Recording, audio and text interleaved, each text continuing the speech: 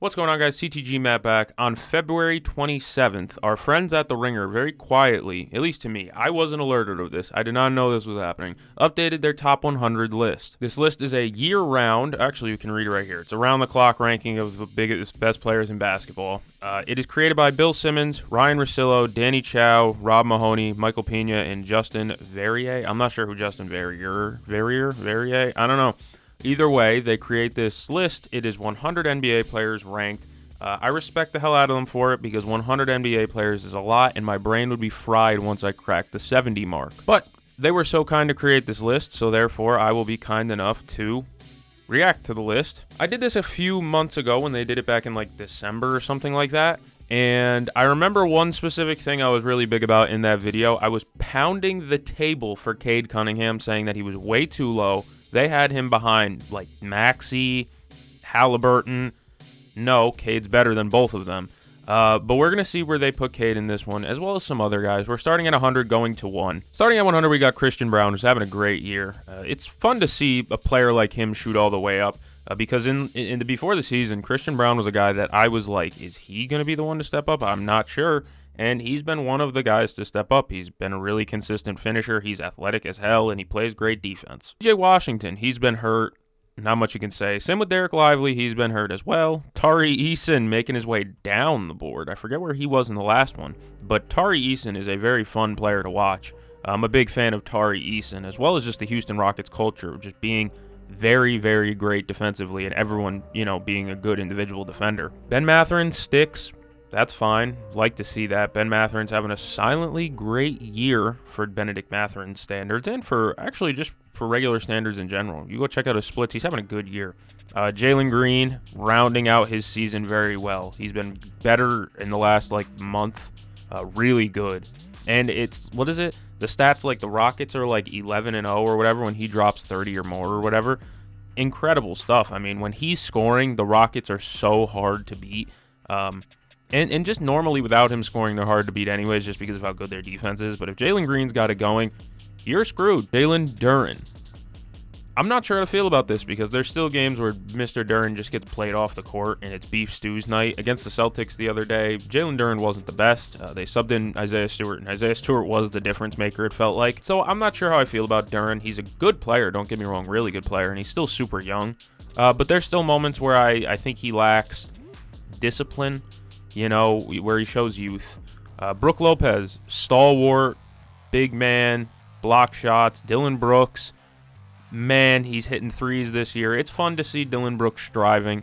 Remember when he got laughed at in Memphis? That was kind of I don't know, I think the pendulum swung too far on his head and people started overly disliking him for reasons that I guess there was a couple of things. That cameraman, when he shoved the camera guy or whatever, stupid lame. But otherwise, he's a pretty good NBA player for what he does. Denny, Israeli IDF bomber, is Denny Avdia. He can fill it up and he can score a little bit. He's so versatile, and I've been a big Denny fan since he was drafted. Honest to God, I was very, very big on him and thinking that he would be the Wizards' foundational piece.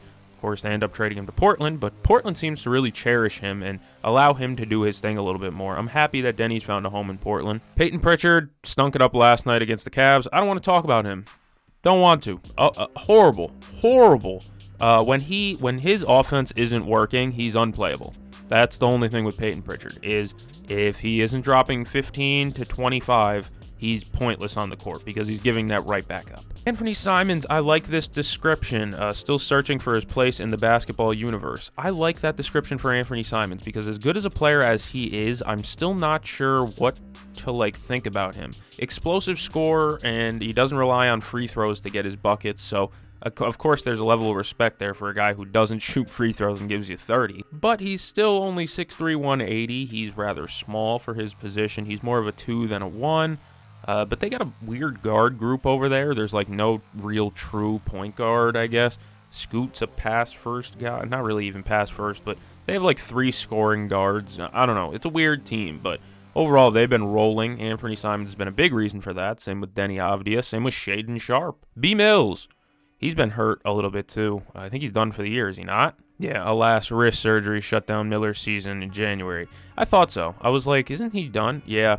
That's tough for development purposes specifically. Wrist injuries are terrible simply because it affects everything you do as a basketball player. You want to dribble the ball? Well, you got to move your wrist to do that. You want to shoot the basketball? You definitely need your wrist, right? So that's tough. Burned year of development for him, essentially. But he was coming along rather well before that injury as we roll into Miles Turner, who is having such a weird season. It's a Miles Turner year, though. Honest to God, it is. He goes through these shooting slumps that last what feel like forever, and then he gets hot and everything is forgotten like that. It's a Miles Turner season. He's still a shot blocker. I don't know how to describe it. He's having a Miles Turner season. The guy just hasn't had a breakout year in his whole NBA career, but he's been consistently good, and there's so much value in that. 39% from three, 15.5. Like, that's a Miles Turner season. That's the only way I can describe it. Football Lou. We love Football Lou around here. Got that dog in him. Yeah, I think he has more than that dog in him. He might have that, like, hippopotamus in him because he tears up anybody he sees defensively. He's a real nuisance to play against. That's how I'll describe him. He's stronger than your best player 8 times out of 10. He just is. He's going to knock your best player off of his normal shot spot. He's going to be able to guard a point guard. He's going to be able to guard a big forward. He might even switch onto a center here and there. Lou Dort's a menace defensively, and he's a big reason why OKC is OKC. I know people don't like him. He does make some reckless plays here and there, but I promise you it is all in the sense of just winning the game. Some NBA players don't intend to hurt other NBA players. Isn't that a bold take? AC Fresh, he's having a weird year. Offensively, yeah, it's the three-point shooting. He went back to being a bad shooter. He had a really decent shooting season last year from what I remember, and now he's right back down to where he was before of just being like a below-average three-point shooter. However, that defense is so valuable it keeps him on the floor. AC Fresh is one of those players where he could score 0 and still be the most impactful player on a game-to-game basis. Thing is that he will never score 0 because he gets those scrappy points, you know, the one where it's like a 3 times tipped offensive rebound that lands up in his hands, lands up in his hands, what a phrase. But it's like, you know, the tip on the offensive rebound, it lands in Alex Caruso's hands and he finds 2. He is a dirty work all-star. Honest to God, he's just a dirty work all-star. DeAndre Hunter gave the Celtics fits last night. Came in off the bench, hit 3 threes, I believe, or something like that. He was amazing last night for the Cavs, despite probably not getting the recognition he deserves. I think him and maybe Merrill won him that game, but more importantly, Cornette and Pritchard lost the Celtics that game. But Hunter is a big reason why the Cavs went from like good contender to elite contender. He can score off the dribble. He can just hit threes spot up like he did last night. Forced him off the line and he hit a floater as well. So, you know, he's a multi-dimensional scorer on a team that can always use more scoring. Defense, he's not the best defender I've ever seen, but he spaces the floor well and he's big. That's the thing with the Cavs. They just needed more size on the wing specifically. Like Mobley's great, but Max Strus, it used to be George Niang. He ain't there no more. And Dean Wade's good. He's in and out, though. You just needed more consistent size, and that's what DeAndre Hunter is. I like this placement for him, too. I feel like he could go higher, but I'm not going to argue it until I see the rest. Okay, I'm taking DeAndre Hunter over Bradley Beal. No, it's just a contract thing for Bradley Beal. I don't know how else to describe it because his numbers aren't bad. 17, 39% from 3, 3 and 3. And you got to remember he's playing with 2 other All-Stars as well, not 3. Grayson Allen All-Star? Bradley Beal's in such a tough spot as an NBA player, though, because would you rather be overrated and, underrated, overpaid, or whatever the Jay-Z line? He's not a bad player. Some people really think he's just a terrible player. He's not. It's just the number and the trade clause. That's it. Bradley Beal would be a wanted player if he wasn't getting paid $55 million with a no-trade clause. He'd be a valuable player. It is literally just the contract with Bradley Beal. Because when he's on the court, he's fine. He's fine. You know what I mean? Like, he's not the worst player I've ever seen. It's just the contract attached. I would still take DeAndre Hunter over him, though. There's my first discrepancy. Who's up? Vassell. Ooh. He's having a rough go of it from what I remember. 16 on 38%. That's not bad. 1.2 steals, 3.1 assists. fine. He's a weird player where he's either going to give you 20 or 2, I feel like. I've bet on him plenty. And it's like he'll win me 3 parlays in a row and then completely miss the mark for 2 weeks. He's a fine player. I don't know. I'd probably take DeAndre Hunter over Devin Vassell as well. More solidified in this league. And on top of that, like, Vassell's good, don't get me wrong. But I don't know. I just think DeAndre Hunter's got better size than him. It's weird how Devin Vassell's progression's gone, though. I'm proud of him in a sense because, like, when he came in 3-and-D, that's what everybody called him, was 3-and-D. And sure, he could still play a little bit of defense, but his role is not to just be sitting in the corner shooting threes. His role is, hey, you can go create shots now. Pull up mid-range is where he lives sometimes. And, hey, man, it works for him, and he's going to keep a job because of it, and he's going to get extended because of it, you know? So he's a good player. I'm just not sure. Would you take DeAndre Hunter over Devin Vassell? I feel like it's like this. It's neck and neck. It's real neck and neck. Let me know down in the comments. Oof, Jaden McDaniels. Where's my opinion on Jaden McDaniels? Because he can get a bucket occasionally. Occasionally. That's the issue. Occasionally. Not normally. Look at the three-point percentage. 33.3% on how many attempts? 4? Oh my goodness. Yeah, he's a big reason why their defensive identity is so good. They're a great defensive team, and it's because they have him. That length that he provides is just nuts, and it helps a lot. But big guy is still shooting 33% from 3. He makes that pull-up mid every once in a while, but man, it ain't 3-and-D if you can't hit the 3. Just a great defender, but it's like, again, would you rather have him or DeAndre Hunter? It depends on what team you're building. For this Minnesota team, yeah, it's going to be McDaniels because that defensive identity. But I don't know. Would the Cavs rather have Jaden McDaniels or DeAndre Hunter? I don't know. I really don't know. It's a weird spot. I like Jaden McDaniels. 81 is high. I don't know. I love me some Kobe White. Feels lower than I expected. Vooch is right above him. There we go. We got 2 Bulls back to back, and they stink. That team is horrible. But they're good enough to make the play-in. That's what Jerry wants. Good enough to make the play-in, not good enough to be a championship contender, but not bad enough to tank and miss selling tickets. Kobe is a fun player, bro. He's a fun player to watch. You know what I mean? Watching the hair go is awesome. He takes a lot of shots. He's a good shot creator. He's not scared of the moment. He will take the threes necessary. I'm pretty sure he had a clutch one the other night or last night. Yep. I was like, did he hit? I feel like he had a big shot last night, and he did. He hit a 4-point play to push it to overtime. Yeah, I just had to refresh my memory. Kobe White is not scared of the moment. I said that before, and he's tough. He's like one of those guys that you describe as tough. Vooch is a tough one for me as well, because what he does provide on offense, does he give back on defense? I'm not sure.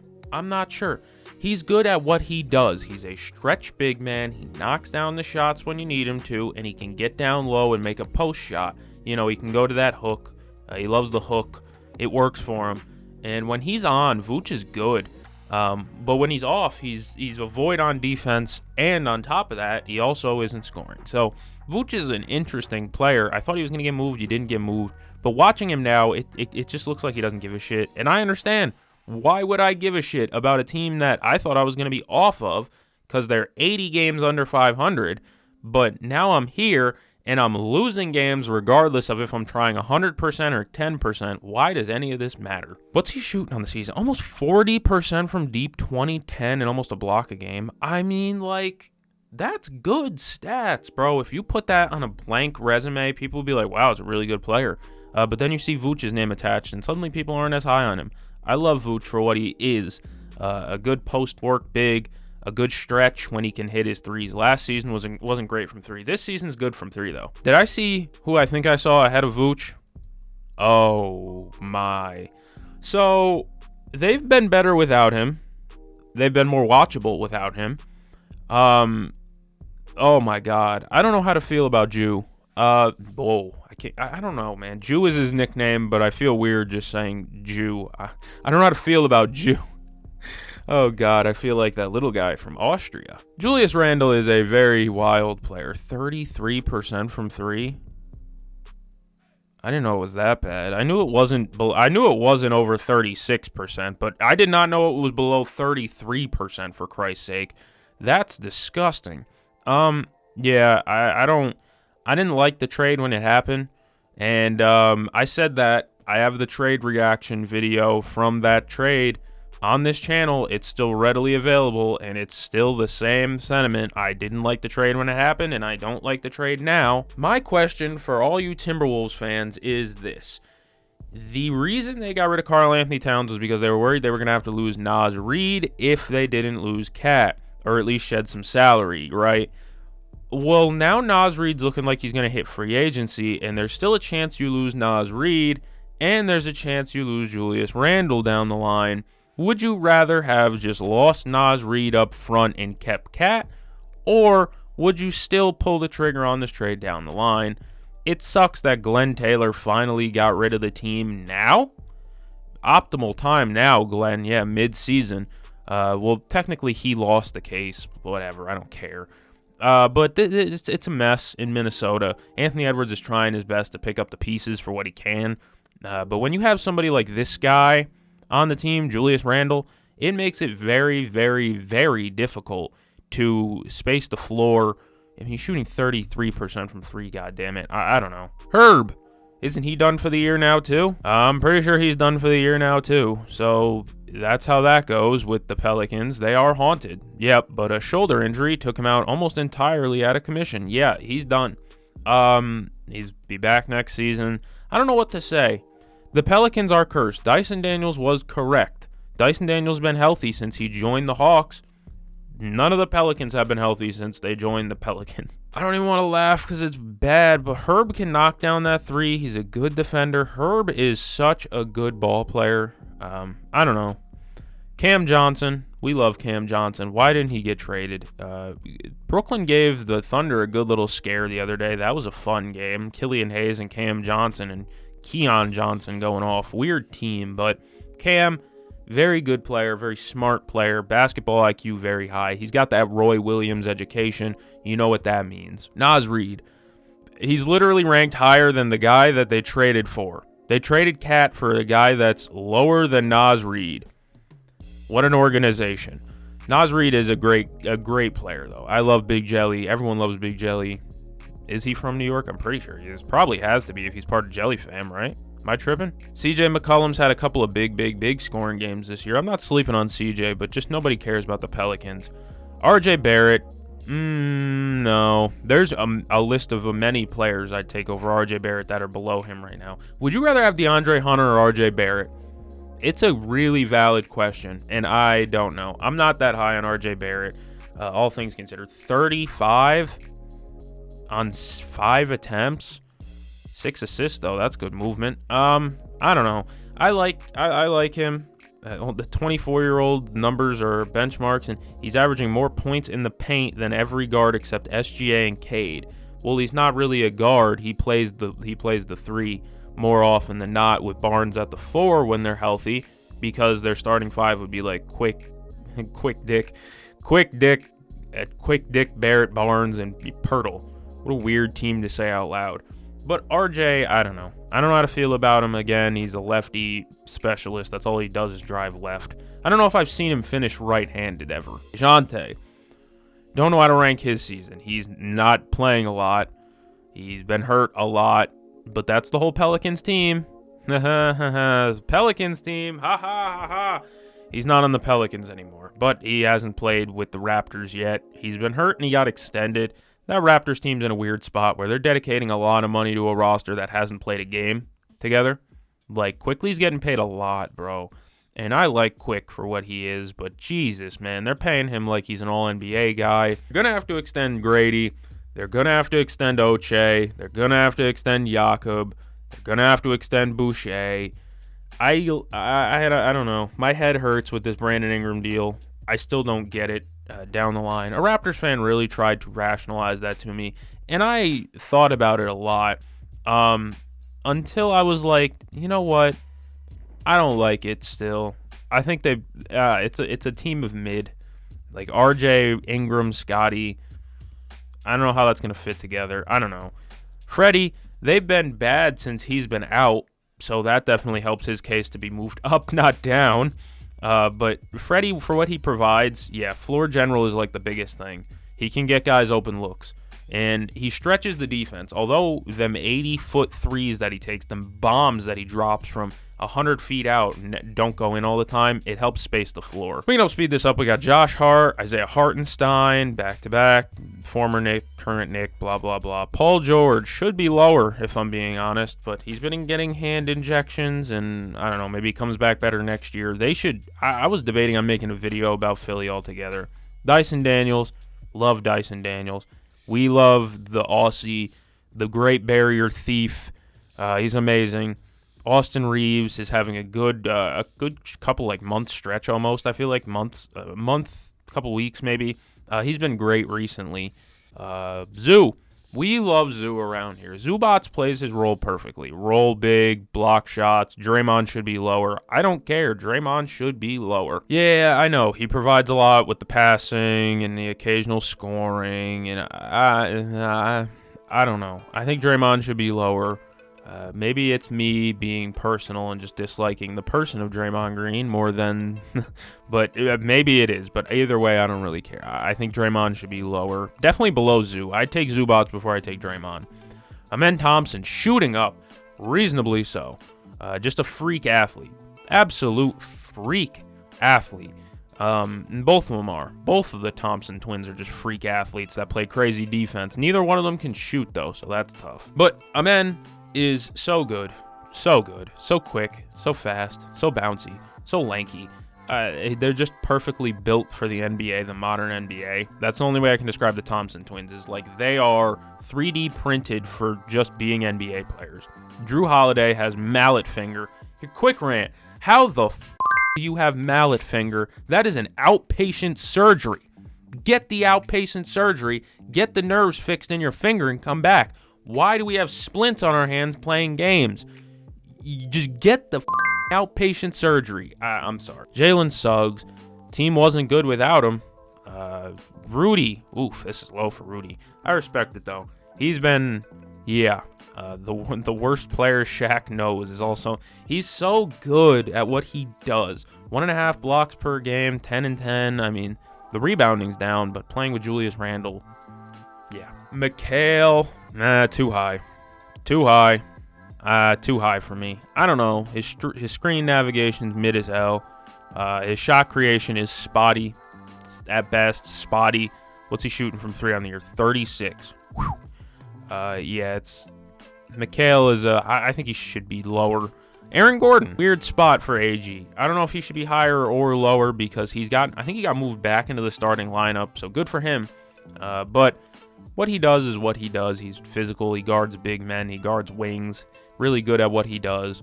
I'm fine with him here, actually. OG, good spot. MPJ, good spot. DeMar. Wow, that's low for what I've seen for DeMar. Yeah, that's fair. Yeah, he's in his twilight years. I agree with that one. He's 35, for Christ's sake. He's averaging over a steal a game. Good for him. Good for Debo. Levine. Yep. Kristaps. Kristaps is a weird one. He just doesn't play enough, and it's annoying. It's hard to game plan for a team. It's hard for Mazzulla and the coaching staff to get a consistent game plan down when you don't have a consistent lineup, and that's the thing with Porzingis right now. I just hope he comes back. Just be ready for the late season push. That's all I'm asking. Be ready for June, and we'll be good, big guy. May. Desmond Bane. D-Bane had a rough game the other night. He shot like 3 of 10 against Houston, I think it was. But then he cleaned it up the next game and had a great game. D-Bane is a shot creator. D-Bane hits threes. He is the much needed. I try to describe him as like, he's kind of like their equivalent to a Jaylen Brown. He's obviously not better than Jaylen Brown or on that level, that echelon, but he is their Jaylen Brown. He takes the tough shots that are necessary. He takes the threes that are necessary. He's like, sometimes he's really bad, and you know, sometimes it's just like that, but he's the necessary piece on this team. They need a volume scorer that can pop off like that, and that's Desmond Bane's game. 39% from 3 on the year. He's up that a lot. 5.5 assists too might be a career high for him. I'll have to check that after the video. Oh my god. Oh my god. I didn't expect that. I wasn't expecting him to be that low. Reasonably so. He doesn't play. He's done for the year. He's a tough situation to talk about. Dad jokes. I don't care. He's below Trey Murphy III. Okay. I like Trey Murphy. He goes off. Sometimes he goes off against teams that aren't the Celtics. Believe it or not, he has good games against some teams that aren't just the Celtics. Because he shreds the Celtics, I'll tell you. For damn sure I know that. He can put up 50 on the Celtics. But against the Wizards, for Christ's sake, it's a 12-point game. But against the Celtics, Lowry should be lower. He's having quite a brutal season. 35% for the finisher, the marksman, whatever you want to call him. 0.3 blocks. Get your big ass down there. Norm had a fringe all-star season. There's Jared Allen. I'd take Norm before I take J.A. No disrespect to J.A. Jalen Johnson. Yeah, he's done for the year. That's a hard one to rank as well. He's done for the year, but he was having such an incredible season for the Hawks. We love Jalen Johnson around here. Tyler Hero. Ooh. First all-star, shot creator, movement, shooter, 40% from 3 on the year on 10 attempts. That's a good number. And his shot selection, remember they said that they wanted to mold his shot selection into more of what Curry takes. That was fun. It's a fun little experiment, and he's doing well. Scotty Air Barney. We love Scotty Air Barney around here. He was clapping and going off against Boston the other day. He was enjoying himself. He's a good mid-range shooter. Whenever he takes a 3, I'm going to be honest, although he has been hitting the 3 more this year, I feel like, whenever he takes a 3, it feels like he's bailing the defense out. But his issue is sometimes he's just too stiff. Like, he doesn't have that fluidity with the ball, that movement. It's too stiff is the only way I can describe it. But I love Scotty Air Barney. What was it, the $400 shirt? I wore it to All-Star Weekend. That thing's right back at the stores. City Boys. Hilarious NBA player. I love the guy, but man, just get to that mid-range more. Demon White. He had a bad stretch for a while, like really bad stretch, but he's been picking it up. He made an alley-oop 3 for Christ's sake. No offense, taking Scotty Barnes before I take Derek White. Kawhi Leonard. Yeah, it's a tough one to talk about. He's one of the best players in basketball when he can stay healthy, but the issue with Kawhi Leonard, he will never be healthy. He's a glass cannon, essentially. He is like almost like the basketball equivalent of like a Mike Trout. Not really, because he didn't four-peat MVP, but he's one of the best players, one of the 5 best players in the game when he's healthy. The issue is he isn't ever healthy. But he is now, kind of, and he's having like a mid-year. But he's I don't know, man. He can turn it up. I feel like he can turn it up for the playoffs. He's one of those guys. We're into the top 40. We get Zion, Mr. Double-Teamed himself. Zion getting doubled a ton. Interior presence, interior force. It's the injury concerns that push him lower. Chet Holmgren, how does he not have the injury risk thing marked next to him as well? He has missed significant time due to injuries in his career already. So there's some risk there. I'm sorry. I'd give him the same label. But he changes the way OKC plays basketball in a good way. They become too one-dimensional sometimes when they don't have a guy like him on the floor. When they do, it makes them ridiculously hard to guard, to man up against, because he's a freak in nature. Pascal, underrated year. Did he just come up? Was he not on the... I don't know. He stayed at 38. He's having an underrated year. LaMelo Ball, good at what he does, but I don't know. That number's fallen quite a bit. That 3-point percentage number, it's fallen quite a bit over the last month. Oh, Jordan Miller got a little bag. Good for Jordan Miller. Jesus, Jordan Middle. Alpi. We love Alpi around here. He can ball too. Good little baby Jokic, you know. Baby Jokic is what he is. Helps him a lot that they have 9 defenders on the perimeter, 9 great perimeter defenders on their team, because he's not the best interior defender, but the thing is, you don't have to worry about being a good interior defender if the opposing team can't get past the 3-point line. James Harden, he had a bad night last night against the Clippers, all things considered, but when James Harden's James Harden, not much you can do to stop him. He had a dagger 3 against the Bulls the other night.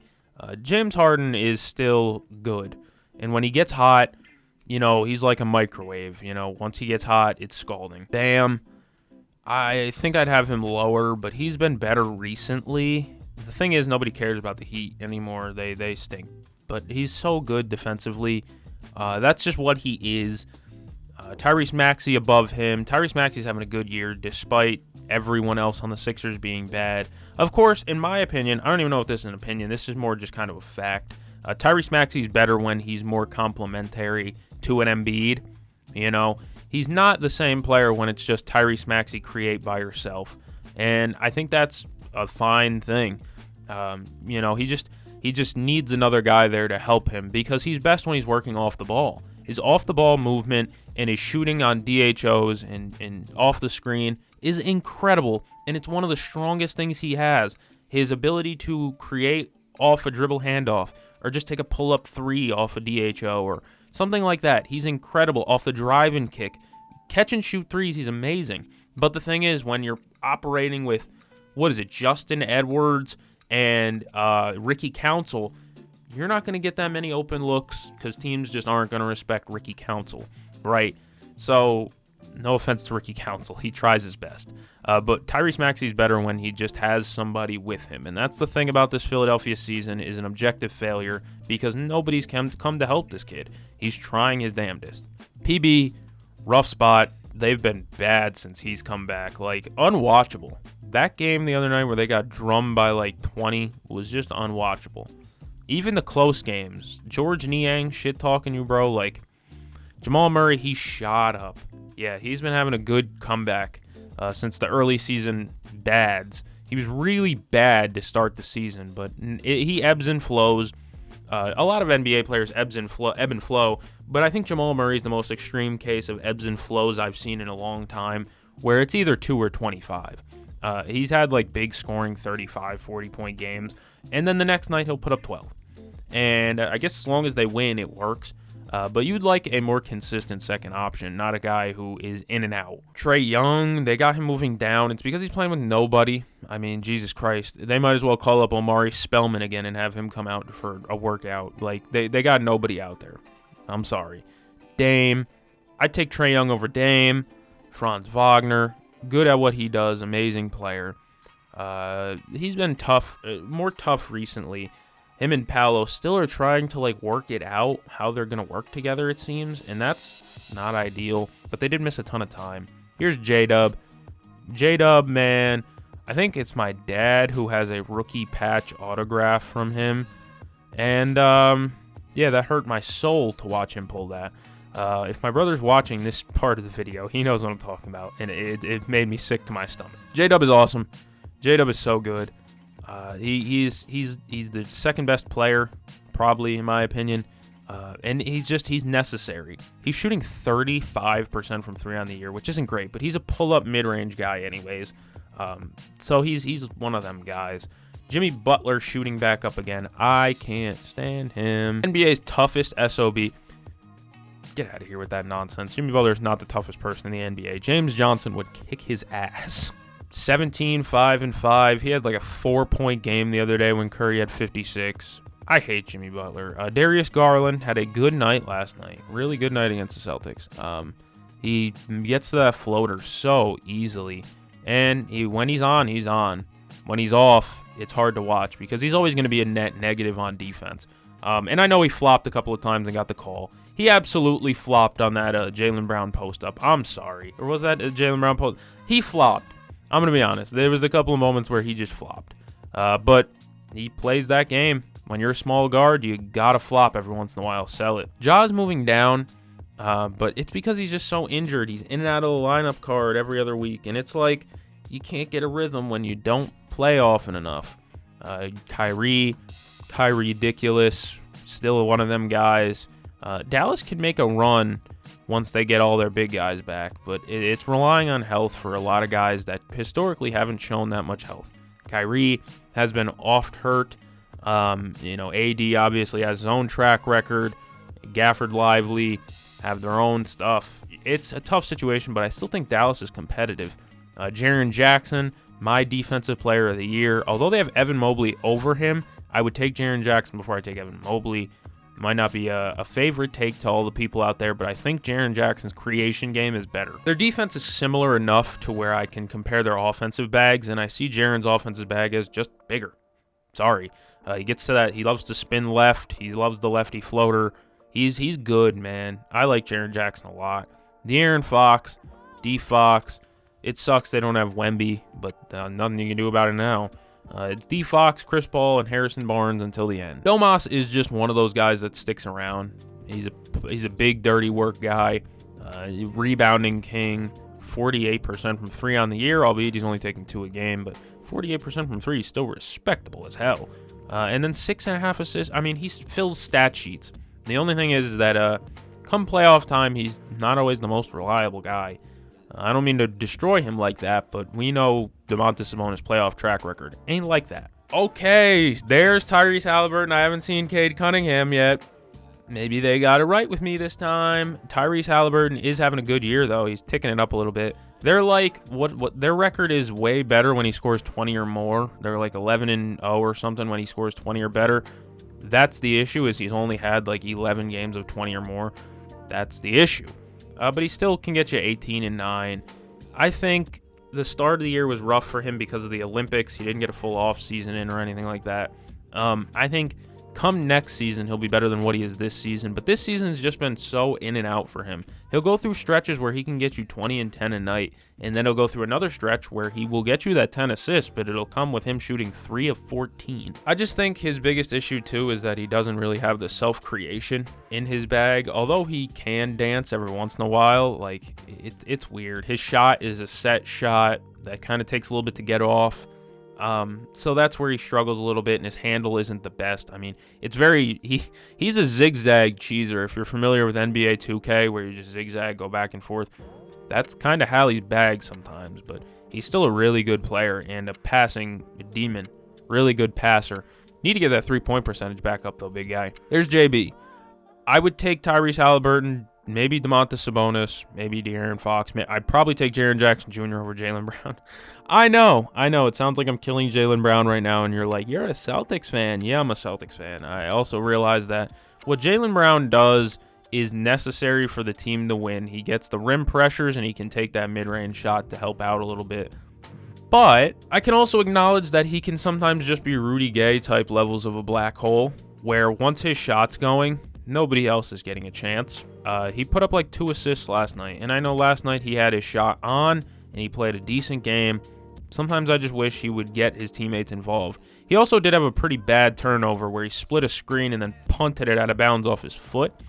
Not a good time for that late in the game, but what Jaylen Brown provides is necessary for the Celtics. But overall, I still think, I know it's hard to compare because he's a forward, but I'd take Jaren Jackson over a lot of these guys above him. Maybe I think Jaylen Brown too. There he is, you are my sunshine, my only sunshine. I love Cade Cunningham, man. He's one of my favorite players in basketball. I know. I've been saying it for a while. Since Oklahoma State, I've been saying this guy's going to be one of them. And now that I'm finally seeing him turn into one of them, it is beautiful, damn it. Beautiful. They need to find help for him. That's more than just Malik Beasley and Toby. With Jaden Ivey out, that sucks, but they got Dennis Schroeder now, who's playing a decent, portion. He's playing his role, as a secondary ball creator. But Cade is just so damn good, man. And he's just so fun to watch, bro. Who I got over him? Evan Mobley. I knew Evan Mobley was coming up. I'm taking Jaren over Evan Mobley. I might sound crazy. You could send me to Arkham Asylum for a take like that. Some people wouldn't like to hear it. I just think Jaren Jackson's offensive bag is better than Mobley's offensive bag. Jaren's up to 23-6. Mobley's at 18-9. I just think Jaren's got a deeper bag. Plus, he can create off the dribble. And their defense is close in terms of value, in my opinion, to the point where I look at the offensive game. If your defense is this and this, Mobley's better defensively by, yay much. But when the margin's this thin, you got to separate how you can. And I see a 5 extra point differential, And you could say, well, Mobley's playing with other guys, Mitchell, Garland, Allen, but he still gets his opportunities to create. There's a lot of times in games where they turn to him. Look at early fourth quarter against the Celtics. They turned to Evan Mobley a lot. And he is sometimes just a little frail. He is sometimes easily pushed away from the basket. And he definitely ain't a post guy. So, I don't know. His defense is so good. His length is great. And he does what he's needed to do. He can score too. It sounds like I'm killing Evan Mobley, but I'm literally just saying I would take Jaren Jackson over him, and I don't feel like it's that deep considering they're both 1 and 2 in Defensive Player of the Year right now. There's Book. Mike Budenholzer told him to shut his mouth. It's a mess over there. Cat. Would I take Evan Mobley or Carl? It's got to be Cat because he's having such a good offensive year. 25 and 14 on 43 from 3. Ugh. Timberwolves fans, you miss him yet? I'm sorry for trolling you, Timberwolves fans, but Cat is so good. He's fun. Where's the foul? He hit me! Oh, God, he's so funny to listen to. He's so funny when he complains about calls. And y'all have seen that video by now. If you haven't, go look up Karl Anthony Towns looking for calls. Oh, my God! Jalen Brunson made that poor referee laugh yesterday. What a disgusting individual, making that poor guy laugh. Anthony Davis, it's injury concerns. That's his only thing. If they can just get healthy, they are a hard team to stop in the playoffs with all that size. And AD is the biggest reason why. What's he averaging on the year? 25.7, 12, 2 blocks, and a steal. Oh, my God. I mean, that's just Kentucky Anthony Davis levels of beasting. I miss Anthony Davis at Kentucky every day. Kevin Durant. We know who you are. Kevin Durant, extremely online, is nuts. That is nuts. Come on now, bro. Come on now. KD's KD. You know what you're going to get. Wemby, whatever happened there. Anthony Edwards. Yeah. He needs to calm down. So we should be treating him like we treated Luka the last few years. Remember how Luka, it was always he complains too much to the refs. He whines too much. He gets too many technicals. He complains too much. Anthony Edwards should be getting the same treatment because he complains, whines, and bitches about as much as Luka did. And Luka does. So Anthony Edwards should be getting the same treatment where we're telling him to shut up and just play basketball. I love Anthony Edwards for what he is, but you're hurting your team taking these technical fouls every other day because you don't get 1 to 2 calls. If you don't get the calls, man, what are you going to do? Do you think yelling at him is going to make him change the call? I really doubt it. Just stop. Stop getting the technicals. He's suspended for a game because of technical fouls, and that suspension only goes up the more tees he takes. Be smarter, bro. I don't know if I can ask the guy to be smarter, though, considering the fact that he has 4 children now. Whatever. Having a ridiculous season. 42% from 3. He makes the most threes in the NBA. He has more threes made than Steph this season, for Christ's sake. Ano at 8. Man, that's a jump. He can get buckets, bro. We saw that last night. Last night's Celtics versus Cavs game is going to be one of those hardwood classics in a while, where it's like Tatum and Brown punching this much versus Mitchell and Garland punching in this. You know what I mean? It's going to be a hood classic. It was a hood classic game. It's going to be remembered for a while. That was a fun game. Even for me as a Celtics fan who was just sitting back, laughing like the Joker, watching my team melt leads, while Peyton Pritchard stood there and picked his nose in the corner. LeBron. He's LeBron. He's just LeBron. People say he's done. He's never done. He's done when he's done. He is the Houston Astros of the NBA. I have to wait for him to be averaging 10 a game before I say he's done. I would never call him done until the day that he's averaging 8 points per game at game 82. Steph. I find no coincidence that Steph Curry has his best game of the season the same day that the Epstein files drop. I'm just saying his name was one of the redacteds. Allegedly. Not allegedly. I'm joking. I hate Steph Curry, though. That's a real beef. Luka, yeah, Luka's good. Very good. Luka's great. Very great. Fadeaway threes, ridiculous shot. Tough shot maker, tough shot taker, tough shot maker. Beautiful stuff. You get what you get out of Luka. He's been active defensively as well, and LeBron is hopefully getting him on that trenbolone acetate diet. I'm kidding, LeBron. I'm sorry. But Luka just needs to get healthy and get fit, get in shape again, and we're going to be talking about LeBron and Luka as a championship contender, which is laughable. They have Jackson Hayes starting at center, and they still have a legit chance to be a championship contender. Absolutely bonkers. The anomaly. We love the anomaly around here, baby. Number 4 in the league. He had an incredible game last night. And I know people are like, he petered out in the second half. What do you have, 15 in the second half? Oh my God. Is he supposed to drop 30 in both quarters? In both halves? Doesn't really happen. And he's just that guy, bro. I know the efficiency might not be there. He is taking over 10 threes a game, by God. But he's strong, plays great defense, is the best isolation scorer in basketball this season. Jason Tatum's Jason Tatum, bro. They hate on Jason Tatum, but all in the while, their favorite player is like, I don't know, Joel Embiid. And it's like, yeah, dude, clap it up for the loser. All right, Giannis at 3. You know, I was going to do an NBA team ranking, and I still might. But what I'm realizing whenever I talk about the Bucks is all roads lead to Giannis. You know, how are the Bucks contenders? They can lose 10 straight games. How are the Bucks contenders? I don't know. They got this guy. They got a 7-foot guy, 250 pounds, that runs like Derrick Henry. How, you know, who's going to win the Bucks versus such and such series? The Bucks. How? Why? They have Giannis. They have 34. You know, he's just... he's Giannis. He's Giannis, and he cares. That's what I love about Giannis, though, is that he cares more than like other NBA players. He just cares. Every time he's on the court, he's going 120%. Screw 110, he's going 120%. SGA, probably the MVP right now, and then number 1 is Nico. That makes sense. Nikola is number 1.